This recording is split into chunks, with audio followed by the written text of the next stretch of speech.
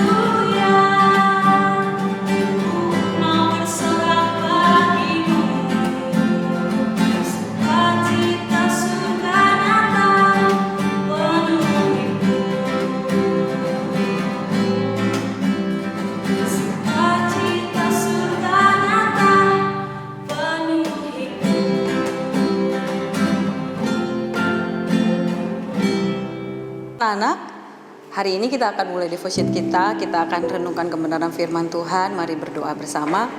Tuhan, kami percaya Kau Allah yang setia untuk setiap kami.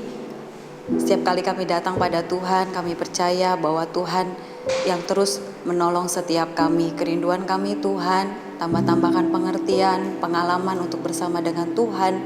Bukan jadi sekedar hanya mendengar, tapi kami mau Tuhan melakukan kebenaran firman Tuhan. Berkati setiap anak-anak di rumah, Tuhan juga yang menolong setiap kami guru-guru Tuhan. Terima kasih Roh Kudus, kami mau renungkan firman Tuhan. Tuhan yang tolongi setiap kami, dalam nama Yesus, amin. Anak-anak, hari ini kita akan belajar dari kebenaran firman Tuhan di Mazmur 17 ayat 8. Mazmur 17 ayat 8 berkata seperti ini. Peliharalah aku seperti biji mata, sembunyikanlah aku dalam naungan sayapmu. Ini bicara tentang bahwa Tuhan menjadikan kita itu adalah biji matanya Tuhan. Artinya Tuhan seperti biji mata kita akan menjaga, kita akan punya refleks yang langsung untuk melindungi setiap mata kita. Dan kalian perhatikan bahwa mata kita ini punya banyak hal untuk melindungi mata. Itu ada alis, ada selaput mata, ada lalu ada yang namanya bulu mata. Dan itu artinya penjagaan untuk yang namanya biji mata itu begitu rupa supaya tidak terganggu. Nah, begitu juga Tuhan dalam hidup kita. Tuhan melihat kita bukan hari ini saja, tetapi Tuhan melihat kita adalah pada akhirnya. Tuhan menjadikan kita itu sudah ada blueprintnya. Dan yang Tuhan mau bahwa kita sampai pada apa yang Tuhan mau. Seperti yang Tuhan lakukan sama Petrus. Tuhan lakukan sama Petrus bahwa Tuhan sudah tetapkan bahwa dia adalah bahwa dia akan menjadi seorang yang menjadi batu karang. Kita baca di Yohanes 1 ayat 41 dan 42. Di sini berkata seperti ini. Andreas mula-mula bertemu dengan Simon, saudaranya, dan ia berkata kepadanya, "Kami telah menemukan Mesias." Artinya Kristus. Ia membawanya kepada Yesus. Yesus memandang dia dan berkata, "Engkau Simon, anak Yohanes, engkau akan dinamakan Kefas," artinya Petrus. Dan Petrus, dan inilah ketetapan Tuhan dalam dirinya Petrus, bahwa dia akan menjadi batu karang, dia akan menjadi permulaan untuk menjadi gereja. Dan Tuhan lihat jauh sebelum yang Petrus lihat. Yang Petrus lihat bahwa dia adalah seorang nelayan. Dia seorang yang hanya bekerja sehari-hari untuk pergi ke laut. Tapi Tuhan sudah melihat bahwa dia bukan sekedar nelayan. Tuhan sudah melihat bahwa dia akan menjadi seorang batu karang. Namun dalam perjalanan untuk menjadi seorang batu karang, Petrus mengalami beberapa kegagalan. Tapi Tuhan tetap memperkatakan bahwa dia seorang batu karang. Dia seorang yang teguh, dia seorang yang tetap ada dalam panggilannya Tuhan. Ini juga berlaku untuk setiap hidup kita. Ada banyak yang perbedaan yang Tuhan pandang tentang kita dengan kita memandang diri kita sendiri. Maka betapa kita butuh untuk ada dalam kebenaran firman Tuhan, butuh ada dalam pembacaan firman Tuhan, dan itu akan mengubahkan bagaimana kita memandang diri kita dan kita memandang keadaan situasi yang saat ini. Dan itu bukan berarti akan lulus dan akan mudah begitu saja. Setiap kebenaran firman Tuhan yang kita baca itu berarti untuk kita, dan poinnya adalah kitalah yang harus menyesuaikan kebenaran firman Tuhan. Dari pertama kali bertemu Yesus memberi nama Simon, artinya batu karang. Awalnya Petrus bekerja sebagai nelayan, tetapi Yesus mengundang dia untuk menjadi penjala manusia. Itu yang kedua. Kemudian ketika mengikut Yesus, lalu dia mulai menjadi murid. Tetapi nyatanya di kemudian hari orang-orang mulai membunuh Yesus.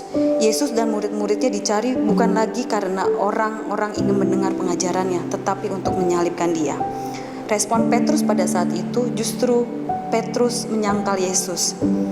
Selama kita terus berjalan mengikuti Tuhan, pasti kita akan memenuhi tujuan hidup kita, sekalipun perjalanan kita tidak selalu mulus dan tidak selalu baik dan tidak sesuai dengan ekspektasi kita. Perjalanan itu dapat kita nikmati dan hargai, lebih lagi kalau kita mengerti dan menerima bahwa perjalanan itulah yang mengembangkan dan mengasah kemampuan kita untuk hidup dengan iman dan hikmat yang dari Tuhan.